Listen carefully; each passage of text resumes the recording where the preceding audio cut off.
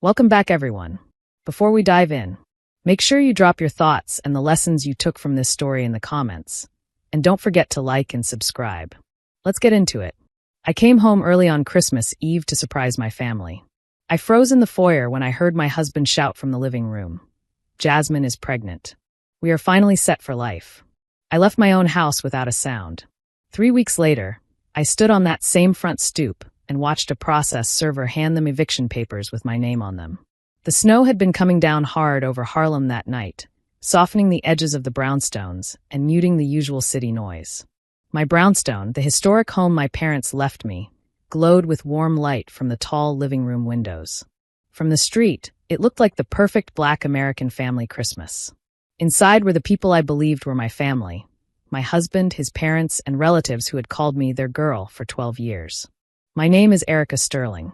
I am a 30-year-old Black woman, a project manager whose career is taking off, and an only child whose parents died when I was 16. My husband, Derek Miller, and his parents, Leon and Sharon, had taken me in after the accident. They had held me at the graveside and promised I would never be alone. I believed them so deeply that I married their son and kept the whole family under my roof. That Christmas Eve, I was not supposed to be home until 10. My firm's holiday party in Midtown was loud, crowded, and full of people trying to impress one another. By 8 o'clock I had smiled enough, drank 1 glass of champagne, and decided I would rather be home with my Black family than making small talk with executives. I imagined slipping in quietly, hugging Sharon in the kitchen, and stealing a kiss from Derek under the mistletoe before the cousins arrived. I parked down the block, pulled my coat tight against the wind, and hurried up the steps. I did not knock. It was my house. I turned the key slowly, wanting to make a playful, grand entrance. The smell hit me first, roasted turkey, cinnamon pine.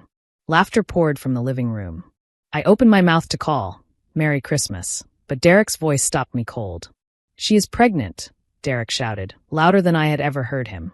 "Jasmine is pregnant. We are going to have a son." My hand froze on my lapel. I pressed my back against the wall just inside the foyer, hidden from the living room by the wide doorway. Pregnant. A son. I was not pregnant.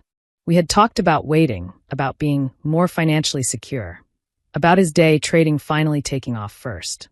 My mind stuttered. Then I edged forward and looked through the narrow gap, where the double doors did not quite close. Derek stood in the center of the room, eyes shining, cheeks flushed. In his arms was Jasmine, my old high school friend, a Black woman I had helped 2 years earlier when she needed a job and a place to land. I had brought her into our circle, invited her to barbecues, birthdays, and yes, even Christmas Eve dinners. She was glowing, one hand resting on her stomach, looking up at my husband with reverence that used to be directed at me. "A son," Leon roared, raising one of my expensive crystal glasses filled with my aged bourbon. Finally, a Miller air. Relatives cheered, clapped, and crowded in. Sharon dabbed at her eyes with a linen napkin, whispering blessings and praise for her future grandson. "What about Erica?" Someone asked quietly from the back, one of Derek's cousins who had always looked at me with genuine kindness. "Does she know what happens when she walks through that door?" The room fell silent. Derek waved a hand dismissively and smirked. "Do not worry about Erica," he said. "She does not know yet. Nobody says a word tonight, you hear me? I need her to sign the paperwork first." "The power of attorney," Sharon said, straightening up, her voice suddenly sharp. "You need to make sure she signs that, Derek. Once Erica signs, we have control of her assets. We can transfer the properties and secure the future for Jasmine and the baby." "I am working on it, Ma," Derek said, holding Jasmine tighter. "Erica trusts me. She thinks it is just to help manage the rentals so she can focus on her job. She will sign after New Year's. Once that ink is dry, we will not have to pretend anymore." Sharon's gaze swept over my living room, over the artwork, the polished floors, the fireplace my parents had restored. There was a hungry satisfaction in her eyes. "Finally," she murmured, "after all these years of bowing and scraping to that orphan, we are going to reclaim what is rightfully ours." Orphan. Not daughter-in-law. Not Erica. That orphan. In that moment, something inside me split cleanly in two. The loving narrative I had wrapped around this family disintegrated, and the truth stood there naked and vicious. I was not the cherished daughter they had saved. I was the key to a safe they had been circling for over a decade. On the console table by the foyer, the power of attorney document lay neatly stacked, exactly where Derek had left it 2 days before. He had handed it to me with a tender smile and a kiss. "It is just to make things easier, baby," he had said. "So I can handle the boring landlord stuff for you." That morning, I had almost signed without reading. Almost. I stepped backward, slowly, carefully. My heart pounded so hard I could hear it over the Christmas music. If I walked into that room, I would scream until my throat bled. I would cry and demand answers and give them what they expected, a panicked, emotional woman easy to manipulate. Instead, I turned, opened the front door as quietly as I had arrived, and stepped back into the snow. I did not feel the cold as I walked back to my car. I did not feel my boots slide on the icy sidewalk. Inside the car, I sat gripping the steering wheel while my body finally caught up to my mind. Nausea rolled through me. I drove aimlessly through New York City streets lit with holiday lights until I had to pull over and throw up into a gutter. When there was nothing left in my stomach, I leaned my forehead against the wheel and let myself cry. The memories came in jagged flashes. My parents, Robert and Denise, laughing over blueprints at the dining room table. The rainy night on the interstate when a truck hydroplaned and killed them instantly. Their funeral in a New Jersey cemetery where 16-year-old me clung to Leon and Sharon while they promised I would never face the world alone. After my parents' deaths, Leon and Sharon had moved into the brownstone to help. They managed my parents' estate as my guardians until I turned 21. They supervised everything. The trust fund for luxury condos my parents had bought as investments and the brownstone itself. When the inheritance officially became mine, I had offered them permanent rooms in the house, rent-free. I did not want to rattle around in that big home alone. Derek and I had grown up together. He was the boy whose house we visited on weekends, the boy who brought me cocoa when I failed a math test, the boy Leon and Sharon kept gently nudging closer. "You two are meant to be," Sharon used to say. "Look at you, two black kids who came up together, now building a future." When I married him at 23, Leon walked me down the aisle and told me my father would be proud. Sitting in the idling car on Christmas Eve, I replayed those moments and saw the greed I had missed. The way Sharon stroked my mother's jewelry box with hunger in her eyes. The resentment in Leon's jokes about a teenager sitting on more money than hardworking folks ever see. Derek's insistence on quitting his marketing job after our wedding to trade full-time, using my capital. The pattern was suddenly obvious and nauseating. My phone buzzed on the passenger seat. A cheerful text from Derek blinked up at me. "Where are you, baby? Everyone is waiting.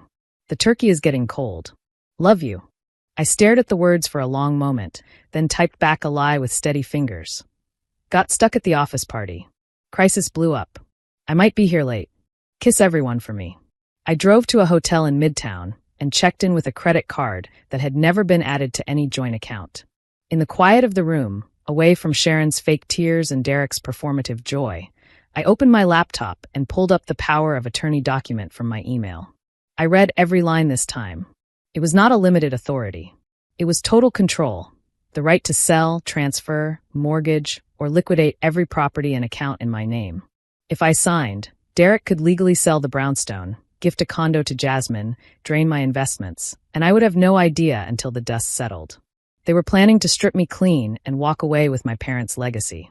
I made a list on hotel stationery with a ballpoint pen. Step 1, secure the assets. Step 2, gather evidence.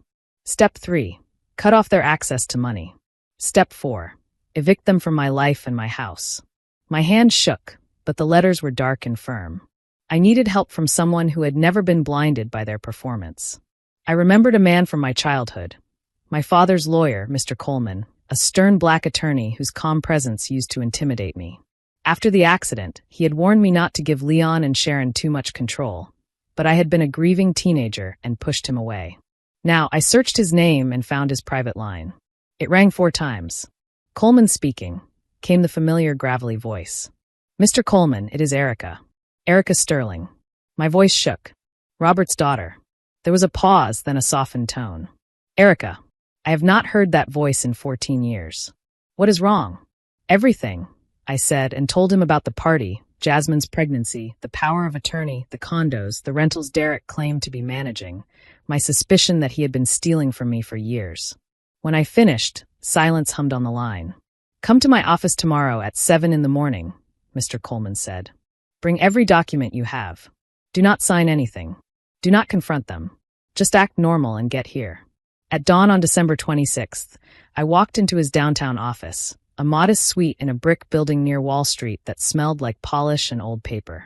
Mr. Coleman looked older, with white hair at his temples, but his eyes were as sharp as ever behind his glasses. I sat across from him and repeated everything, this time adding details from years of small red flags I had ignored. When I finished, he opened a file drawer and pulled out an old folder with my father's name. "You know your father and Leon were friends," he said. "Do you know they were business partners?" I shook my head. Mr. Coleman laid out the history. In the early 1990s, my father and Leon started an import business together. It struggled at first. Leon panicked and demanded my father buy him out, calling him foolish for believing the market would improve. My father mortgaged the brownstone to pay Leon his share. 6 months later, the business exploded. My father became a millionaire. Leon squandered his buyout money and spent the next 20 years convinced the fortune should have been his. "Leon sued your father twice," Mr. Coleman said. "We destroyed those lawsuits. They were baseless. But he never let go of the story that your family stole his future. When your parents died, he saw another chance. He did not move into your home out of kindness, Erica. He moved in to get close to the wealth he believes belongs to the Millers." My stomach turned. Every holiday, every "we love you, baby," every meal in my parents' dining room with Leon at the head, all of it had been part of a long, simmering revenge. Legally, Mr. Coleman told me, I still had power. "Did you ever put Derek's name on the deeds?" he asked. I had not. "Did you funnel your inheritance into joint accounts?" I had kept the principal separate, as my father once advised. That meant the brownstone and the condos were still separate property, mine alone, in any divorce. But Derek might have diverted rental income without my knowledge, which could constitute theft and fraud. "We will move on 3 fronts," Mr. Coleman said. "First, revoke Derek's authority over the properties and your accounts. Second, audit everything.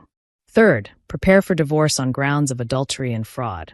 But we need proof, not just suspicion. Are you willing to play a role for a while?" "I want them ruined," I answered. The words tasted metallic and honest. Not just gone. I want them to feel a fraction of what I felt in that hallway. With Mr. Coleman's guidance, I hired a reputable Black-owned property management firm in Manhattan first thing that morning. I signed a contract giving them control of rent collection, repairs, inspections, and tenant communication across all 4 condos and the brownstone's rental units. They would begin January 1st with a full audit. Next, Mr. Coleman sent me to a private investigator he trusted, Angela Price, a serious Black woman with calm eyes and a no-nonsense voice. I handed her every bit of data I had. Account nicknames Derek used, Jasmine's full name, Leon and Sharon's details, car plates. "I want a complete financial picture," I told her. "Every dollar he has moved in the last 5 years." I also went to the bank that housed my inheritance trust. In a private office, a relationship manager helped me trace the rental income streams. The reality was worse than I imagined. For 3 of the 4 condos, all rent had been redirected into an account called Miller Investments, an account that did not list me as an owner. Over 3 years, nearly $280,000 had flowed through it, much of it paid out to online gambling platforms and casinos in Atlantic City. The 4th condo, an Upper West Side unit with a view of the park, had no recorded rent payments in a year. The lease showed a shell company as the tenant. Then I remembered a recent photo Jasmine had posted on social media.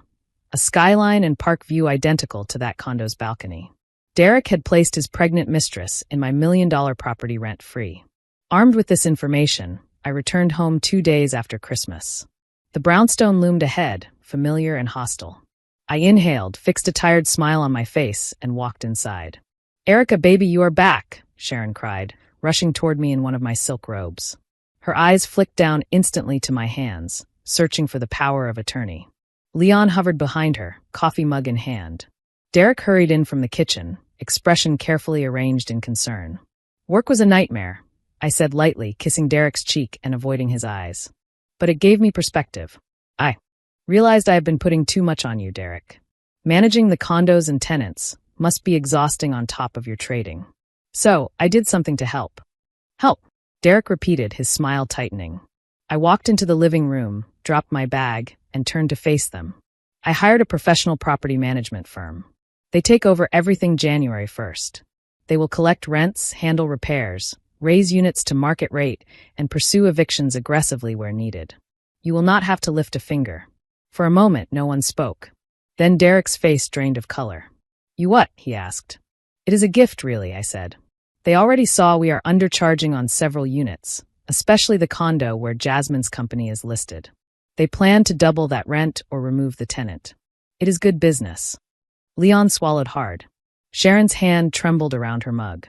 I breezed past them into the kitchen, humming, and made myself a sandwich while they whispered furiously in the living room. From the top of the stairs, hidden later that afternoon, I listened to the arguments below.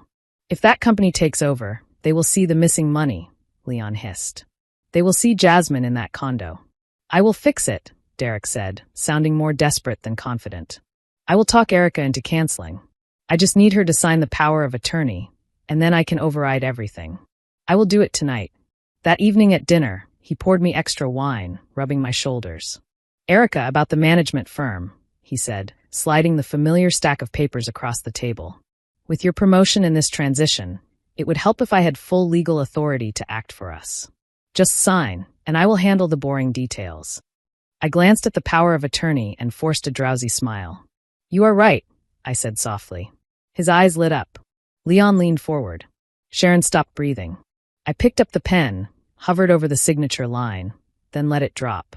Actually, my hand is cramped from typing all week. And I promised my father's old lawyer, Mr. Coleman, that I would let him see any important legal documents before I sign. I will swing by his office tomorrow and sign it there. Leon's face went gray. Coleman, he croaked. He is still practicing? Sharp as ever, I replied. He called to check on me yesterday. Very protective. Their panic washed over me like warm water.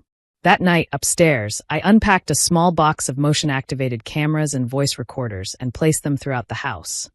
In a plant in the living room, on a bookshelf in the hallway, under the entry table, and in Derek's home office. The next day, I watched from my office at work as the feed streamed to my phone. Leon sprawled on my sofa eating chips. Sharon sorted through my old purse, muttering about me being cheap because I had left no cash. Derek paced upstairs on the phone with Jasmine, promising to get her eviction handled and assuring her that after the transfer she would own the condo outright. That night, they regrouped in the living room. You need to stop playing nice, Leon said. Use guilt. Use charm. Tell her I am sick. Get that signature. Sharon added quietly. And if she does not sign, we will find another way. A breakdown, maybe. Stress from work. Guardianship. We have options. Listening in my locked bedroom, I realized I had to move faster. I needed them to show their worst selves with no mask. So I gave them something they wanted even more than my signature. Time alone with my house. The following evening, I came home with takeout and another lie. The firm is sending me to Seattle tomorrow, I said, dropping a suitcase on the bed where Derek could see. 10 days for a merger. West Coast time zone, long hours. I probably will not be able to call much.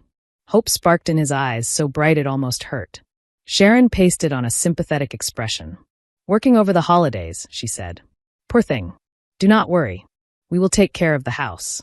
In our closet, I opened the wall safe, making sure Derek watched from the doorway. I entered the old code, my birthday, and took out my passport while leaving my mother's jewelry and the original property deeds inside. I should leave the jewelry here, Derek suggested. Safer than traveling with it. Good idea, I said, returning the box and shutting the safe.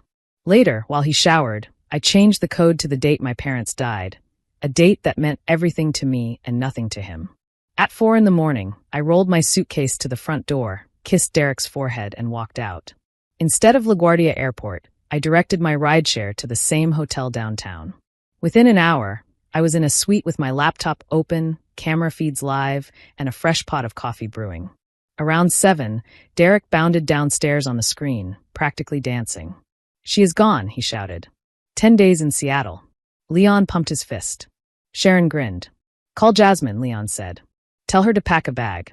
We have the whole house to ourselves. Jasmine arrived before noon, dragging a designer suitcase I had effectively paid for. She waddled into my living room, heavily pregnant, wearing an outfit that probably cost more than my first car. About time, she snapped. I am starving.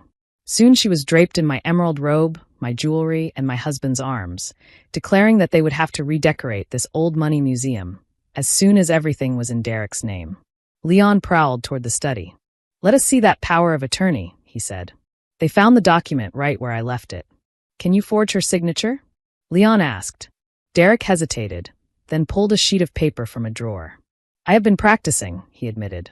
I zoomed in on the feed, watching every stroke as he copied my name at the bottom of the form. "Done," he said, holding up the document. "Once we file this downtown, the brownstone and everything else might as well belong to me." My pulse hammered, but my mind was ice cold. I hit record on my software, capturing the forgery with clear audio and video. A few minutes later, Leon picked up a folder I had left on the kitchen counter labeled Life Insurance and Trust Updates. Inside were realistic but fake documents indicating that my life insurance policy had been increased to $5 million, with Derek as the sole beneficiary while the marriage remained intact. $5 million, Leon whispered, plus the properties and stocks. If she divorces you, you get half at best. But if something happens while she is traveling... She is in another state, Sharon murmured. Road accidents. Hotel fires. People die on business trips all the time. Derek faltered. That is crazy, he said weakly. Is it? Leon challenged. Or maybe she comes home and has a tragic fall down those steep stairs. She is clumsy. Everyone knows it. Carbon monoxide. Brake failure. We're just talking. Derek did not say. No, he said. We would have to be careful. It would have to look like a complete accident. Jasmine stroked his arm. Think about our son, she whispered. Do you not want him to have what she has? In my hotel room, I pressed my fingertips to my throat and felt my own heartbeat.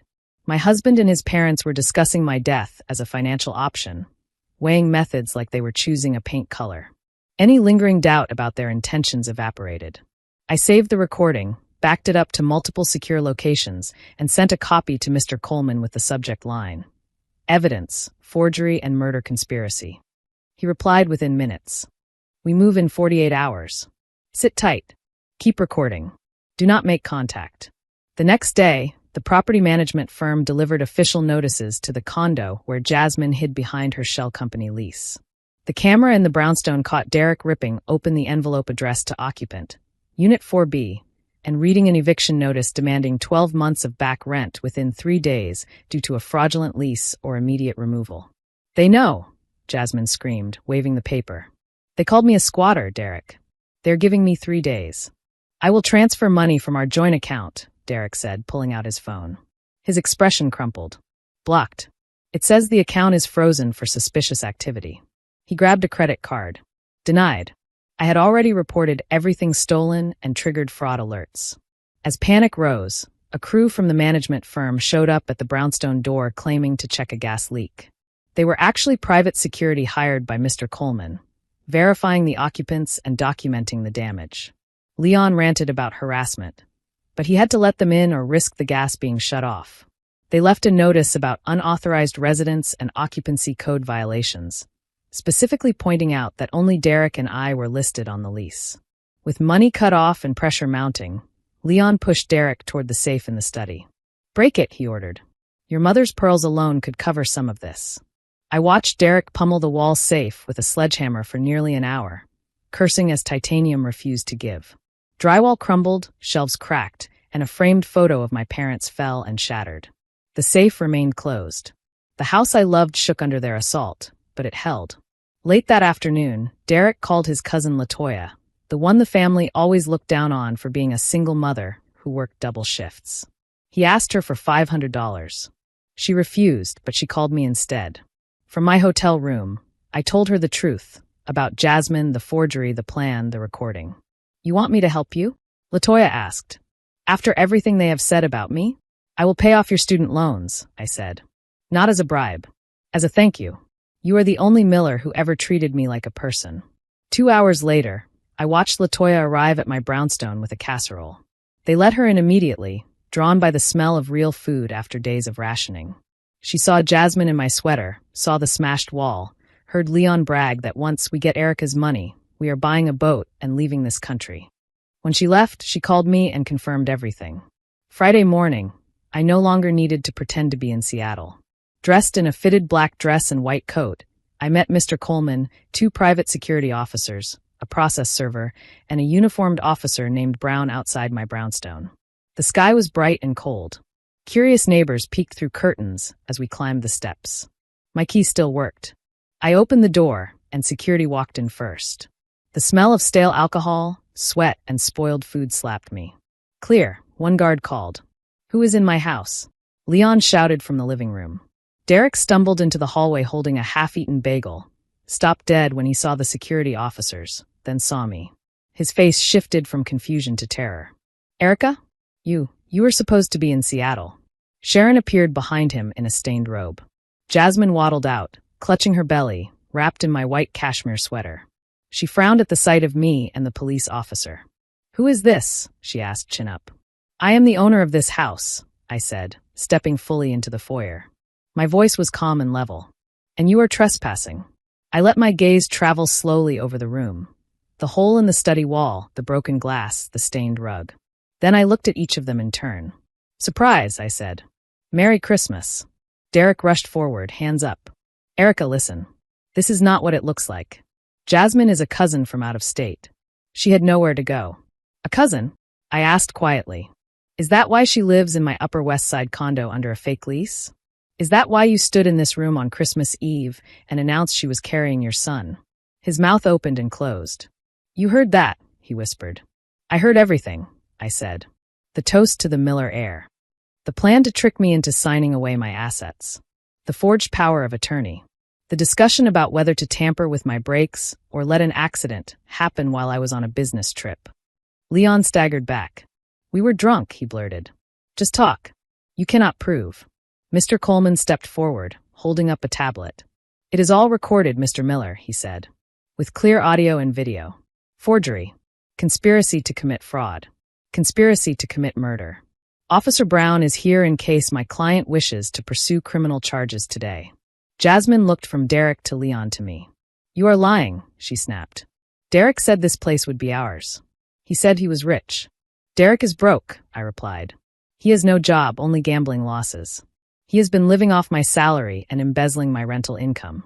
As of 3 days ago, he has no access to any of my accounts. This house is mine. The condos are mine. The trust is mine. When I file for divorce this afternoon, the only thing he will own is his debt." Jasmine turned on him, eyes blazing. "You told me we would be taken care of," she shouted, hitting his chest with closed fists. "You said we were moving in here. You said this was our home." "Enough," Mr. Coleman said. He nodded to the process server, who stepped forward and handed Derek a manila envelope. "These are divorce papers, along with a settlement agreement. If you sign everything today, Derek, my client is prepared to pursue only civil remedies for the theft.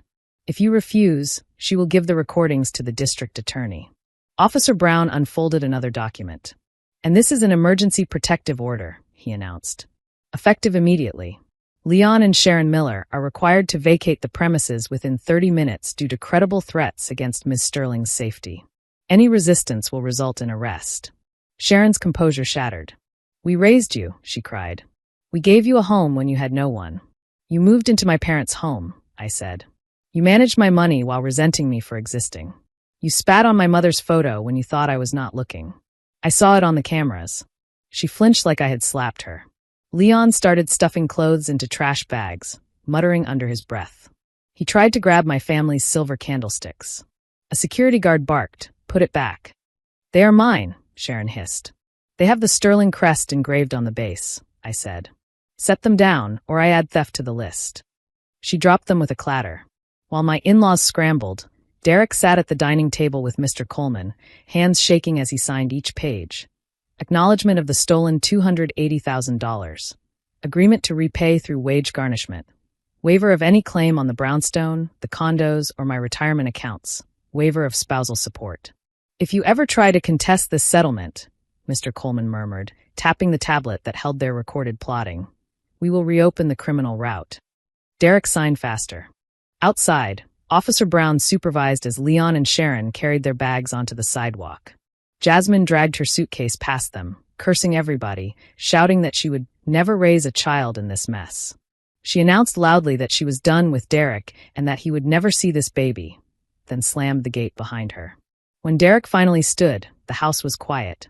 He wiped his face with the back of his hand. "Erica, I am sorry," he said. "I got lost. The gambling, the pressure. I wanted to be enough for you. No, I answered. You wanted my life without me in it. You wanted my parents' legacy.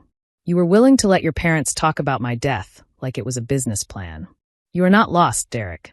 You are exactly where you drove yourself. Officer Brown gestured toward the door. Derek walked out onto the stoop where his parents stood amid their trash bags. He looked back at me one last time. Hope flickered. Do not try the key, I said. I changed the locks an hour ago. I closed the door and turned the deadbolt. For a few seconds, I stood with my back against the wood, listening to the muffled shouting on the sidewalk and the hum of the city beyond. Then my legs gave out, and I slid to the floor. No tears came. Laughter did, a low, disbelieving sound at the edges of hysteria. After everything, I was still here. They were the ones outside. The months that followed were a different kind of battle, fought on paper and in courtrooms instead of my living room. With Derek's signed confession and the recordings, his attempt to fight the divorce evaporated. No lawyer wanted his case once Mr. Coleman shared the evidence. The judge finalized our divorce quickly and ordered restitution for the stolen funds. Leon and Sharon tried to countersue for lifetime tenancy, claiming I had promised they could live in the brownstone forever. Mr. Coleman produced a lease they had signed a decade earlier listing them as at-will tenants. Their claim collapsed. The court ordered them to pay for the damage they caused to the house. They had to sell Leon's beloved vintage Cadillac and drain what little savings they had. Mr. Coleman also quietly tipped off the IRS about Derek's supposed trading losses and Leon's unreported side jobs. Audits followed. For once, the system they had tried to game paid attention. Meanwhile, I cleaned my house in every sense. I hired professionals to repair the walls, repaint the rooms, and replace every piece of furniture they had ruined. I burned the sheets and the rug in the fireplace one night, watching smoke curl up the chimney like a blessing. When the brownstone was restored, I tried to live there as if nothing had happened. I hosted small dinners with colleagues and invited a few trusted friends. Still, every time I walked past the study, I saw Derek raising a sledgehammer. Every time I entered the kitchen, I felt Sharon's contempt lingering like grease on the walls. Finally, I admitted the truth. I could not heal inside the same house where they had plotted to erase me. I put the brownstone on the market. It sold within a week to a young black couple with a baby who walked through the rooms and talked about how much love they felt there. They brought that love with them. The house had always been only bricks and wood. With the proceeds from the sale and what remained of my investments, I moved to Denver, Colorado. I bought a smaller house with a wraparound porch and a yard big enough for a garden. The mountains loomed in the distance, steady and indifferent to human drama.